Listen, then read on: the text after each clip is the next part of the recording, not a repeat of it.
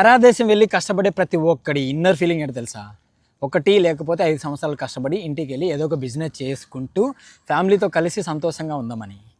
కానీ 5 సంవత్సరాలు అయిపోయిన తర్వాత ఇంటికి వెళ్ళి చూస్తే ప్రతి ఒక్క బిజినెస్లో చాలా అంటే చాలా కాంపిటీషన్స్ ఉండి ఏ బిజినెస్ చేయాలో అర్థం కాక, ఎక్కడ ఇన్వెస్ట్ చేయాలో అర్థం కాక తిరిగి మళ్ళీ పరాయి దేశానికే వెళ్ళిపోతారు. ఆ తర్వాత ఇంకో సంవత్సరం పనిచేసిన తర్వాత దీనమ్మ జీవితం ఇంకా ఎన్ని సంవత్సరాలు ఇలాగే చేయాలి, సో ఇంటికెళ్ళి ఏదో ఒక బిజినెస్ కంపల్సరీ తప్పకుండా చేసి అక్కడే ఉందామనే ఫీలింగ్తో మళ్ళా వస్తాడు.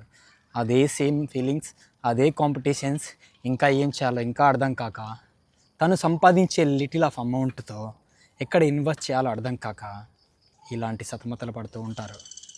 సో ఇవన్నీ ఎందుకు జరుగుతున్నాయంటే తను సంపాదించేది లిటిల్ ఆఫ్ అమౌంట్. ఆ అమౌంట్తో ఎక్కడ ఇన్వెస్ట్ చేయాలో అర్థం కాక, ఒకవేళ ఇన్వెస్ట్ చేస్తే నష్టం వస్తుందా లాభం వస్తుందా అని అర్థం కాక, నష్టం వస్తే మళ్ళీ కష్టాల బాటు చూడాల్సి వస్తుంది.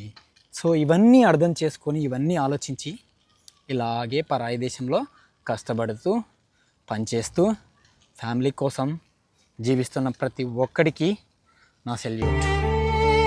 ఇలాంటి సిచ్యువేషన్స్ మీకు ఎంతమందికి ఉన్నాయో కామెంట్ చేయండి అండ్ లైక్ చేయండి. ఈ వీడియోను మీ ఫ్రెండ్స్కి అందుకు ఫ్యామిలీ మెంబర్స్కి షేర్ చేయండి. ప్రతి ఒక్కరికి కష్టపడే ప్రతి ఒక్కరికి గుండెల మీద చేసుకొని బ్రతకమని చెప్పేసి మీ ఫ్యామిలీ మెంబర్స్ సపోర్ట్ చేస్తారు.